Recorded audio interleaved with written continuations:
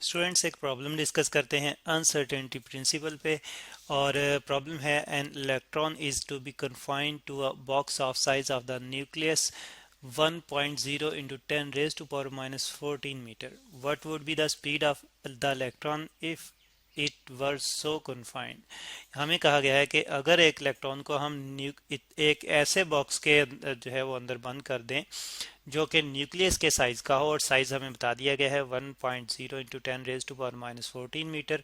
और तब इलेक्ट्रॉन की स्पीड क्या हो सकती है अगर वो उसको हम उस बॉक्स में बंद कर सकें, यानी कि ऐसा बॉक्स जिसका साइज जो है वो न्यूक्लियस के साइज के बराबर हो, तो इलेक्ट्रॉन की स्पीड जो है वो क्या हो सकती है उस बॉक्स के अंदर।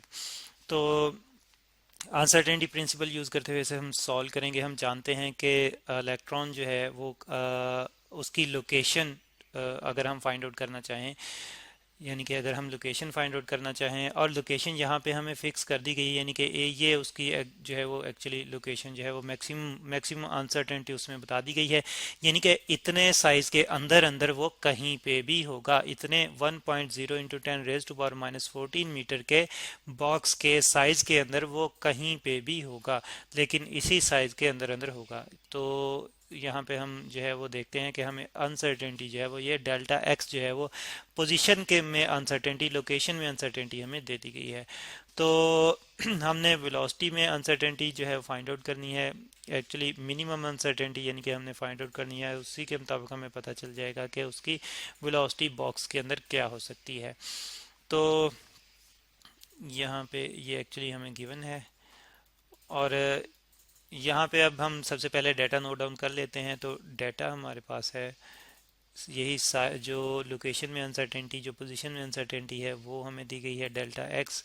तो ये 1.0 into 10 raise to power minus 14 metre है, ठीक है जी। और फाइंड आउट करनी है हमने स्पीड।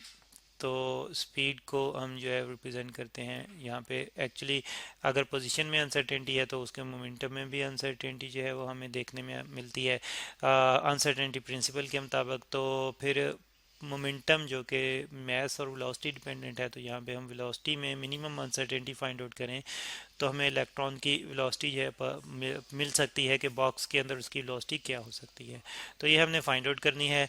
और मैस यहाँ पे नोट डाउन कर लेते हैं कि मोमेंटम की हम बात करें तो मोमेंटम प्रोडक्ट है मैस और वेलोसिटी का। तो इलेक्ट्रॉन के लिए मैस जो है वो उसका यहाँ पे लिख लेते हैं, जो कि है 9.1 into 10 raise to power minus 31 kilogram, ठीक है जी। तो स्टूडेंट्स सॉल्व करते हैं, डाटा हमारे पास है, अब इसी डाटा को यूज़ करते हैं हम प्रॉब्लम सॉल्व करते हैं अनसर्टेनिटी प्रिंसिपल यूज़ करते हुए। तो अनसर्टेनिटी प्रिंसिपल के मुताबिक delta x dot delta P, momentum में अनसर्टेनिटी और पोजीशन में अनसर्टेनिटी का प्रोडक्ट अप्रॉक्सीमेटली इक्वल आता है एच कट के। और एच कट जो कि एक कांस्टेंट है, और एक्चुअली एच कट बराबर है, एच कट बराबर है students, H cut is equal to H over 2 pi के बराबर है। और एच जो है ये प्लांक्स कांस्टेंट है। एक्चुअली एच जो कि प्लांक्स कांस्टेंट है, इसकी वैल्यू अगर हम यूज़ करें जो कि 6.63 into 10 raise to power minus 34 joule second है।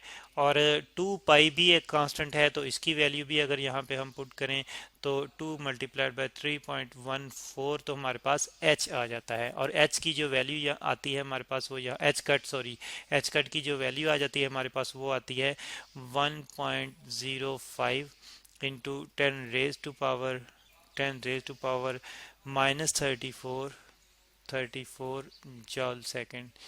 तो इस तरह से एच ओवर 2 पाई कांस्टेंट को सॉल्व करके हम एच कट की फॉर्म में लिख लेते हैं। तो अब स्टूडेंट्स यही डेटा यूज़ करते हुए हम सॉल्व करेंगे। और डेल्टा एक्स को अगर हम मैं राइट साइड पे शिफ्ट कर दूं तो डेल्टा पी मेरे पास आ जाएगा, डेल्टा पी आ जाएगा H cut over delta x, sorry delta x हमने लिखते हैं यहाँ पे डेल्टा एक्स।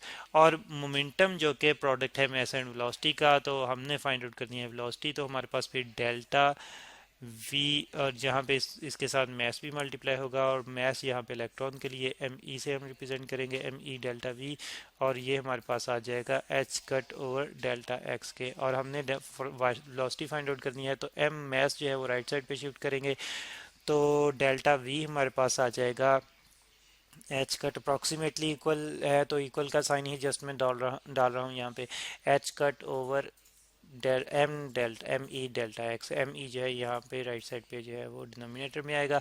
और अब वैल्यू स्टूडेंट्स पुट करते हैं और वेलोसिटी में मिनिमम अनसर्टेनिटी हमें जो है मिलेगी, तो उसकी मदद से हम देखेंगे जो है वो बता सकते हैं कि वेलोसिटी उस बॉक्स के अंदर क्या हो सकती है इलेक्ट्रॉन की। और तो हमारे पास delta V is equal to H cut की जो वैल्यू हमने देखी है 1.05 इंटू 10⁻⁻34 जॉल सेकेंड है।